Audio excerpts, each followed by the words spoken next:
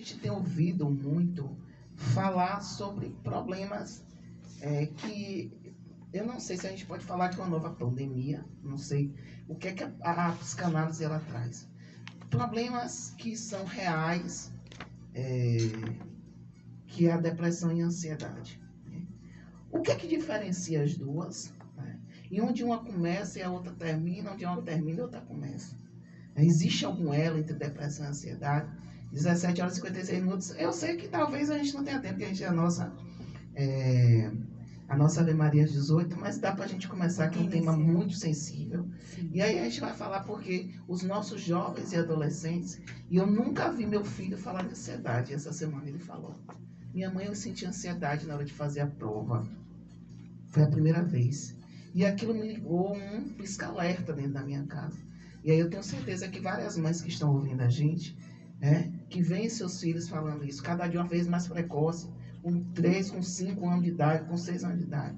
Fala um pouquinho essa diferença, por favor, que a gente vai entrar nessa pauta aí que é gigantesca. Sim, sim. Na verdade, Ju, tanto a depressão quanto a ansiedade são 2 transtornos, né, que existem, transtornos psicológicos e que apresentam vários sintomas, às vezes sintomas em comum e às vezes sintomas diferentes.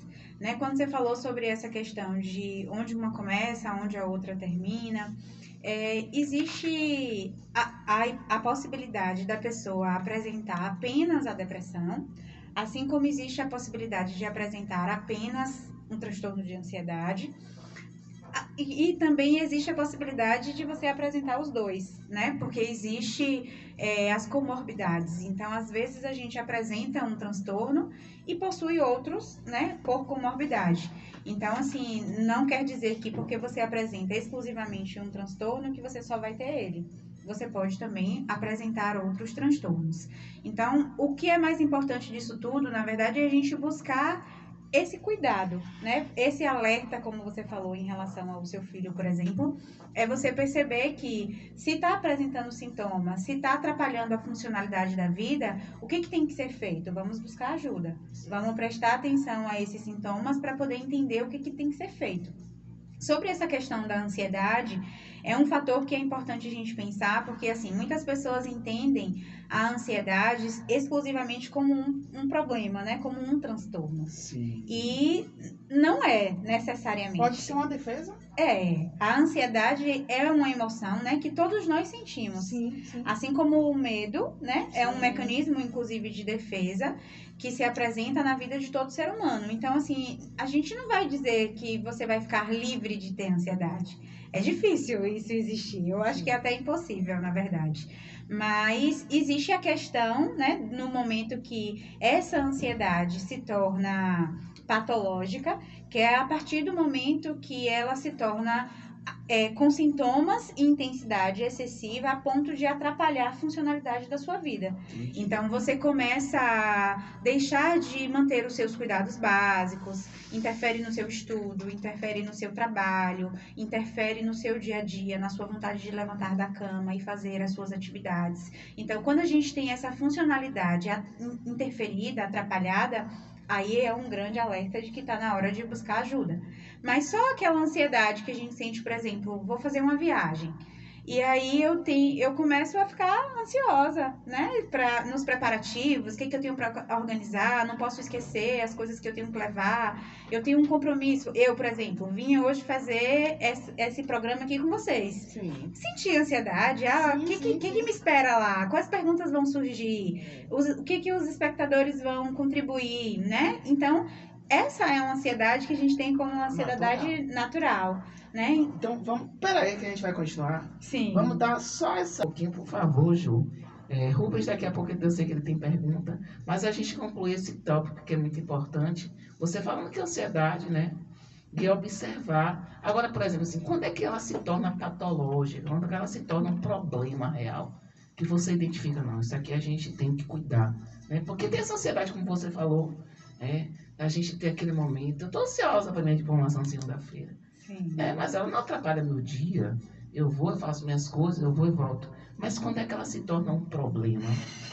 um problema, justamente como você falou sobre essa questão de quando ela começa a atrapalhar o dia, né? A atrapalhar a função da vida. Então, assim, é a pessoa que não consegue ir trabalhar porque está com um sintoma de ansiedade, Sim. né? Não consegue estudar, não consegue fazer uma prova, não consegue fazer uma apresentação em público. Existem sintomas que se tornam exacerbados a ponto de paralisar o ser humano. Então, nesse momento que você paralisa diante de alguma atividade que você precisa fazer, é considerado um alerta de que você tem que buscar essa ajuda. Porque ali você já não está conseguindo ter esse controle sobre o que está se apresentando, né? Então, assim, as pessoas costumam, inclusive, definir, né, que, eu tô com ansiedade, mas o que é essa ansiedade em si? A gente precisa entender que os comportamentos ansiosos, eles são manifestos, né, de algumas maneiras, como taquicardia, tremor, sudorese. Às vezes a pessoa tem falta de ar, né? Tem algumas pessoas que, quando tem uma crise de ansiedade, por exemplo, costumam achar que está tendo um infarto. Um infarto. Por Vi quê? muito isso. Os sintomas, dor Sim. no peito, aquele desconforto, é verdade. Vejo muitas pessoas tendo esse tipo de Muitas problema. pessoas. E vão para o hospital, Vão pro hospital. faz todos os exames, é verdade, Ju. Sim, procuram um cardiologista. Sim. E aí, quando faz todos esses exames, descobrem que não tem nenhuma alteração fisiológica, né? E aí é quando geralmente os médicos encaminham para um psiquiatra, para um psicólogo, para fazer esse acompanhamento, porque essa questão psicológica e emocional está gerando esses sintomas que são sintomas que se apresentam de forma física mesmo, Sim. né? E isso é algo até que eu gosto de chamar atenção, porque às vezes, assim, as pessoas costumam dizer que, porque foi no cardiologista, por exemplo, fez um exame e deu normal. Foi em outro médico, foi no gastro, deu normal. Você não tem nada, né? E aí invalida o sentimento, o sintoma, inclusive, que aquela pessoa está apresentando. E ela tem alguma coisa, né? Ela pode não ter nada físico, não ter nada ali no coração, não ter nada no estômago, não ter nada fisiológico se manifestando ali. Mas ela tem sintomas e que precisam ser escutados, precisam ser validados. E por isso é importante buscar um psicólogo para poder conseguir analisar essa situação que a pessoa está vivendo e traçar as devidas estratégias, né? As intervenções adequadas para poder a pessoa conseguir manter o controle sobre essa situação. Com certeza. Tem alguma pergunta, Luiz?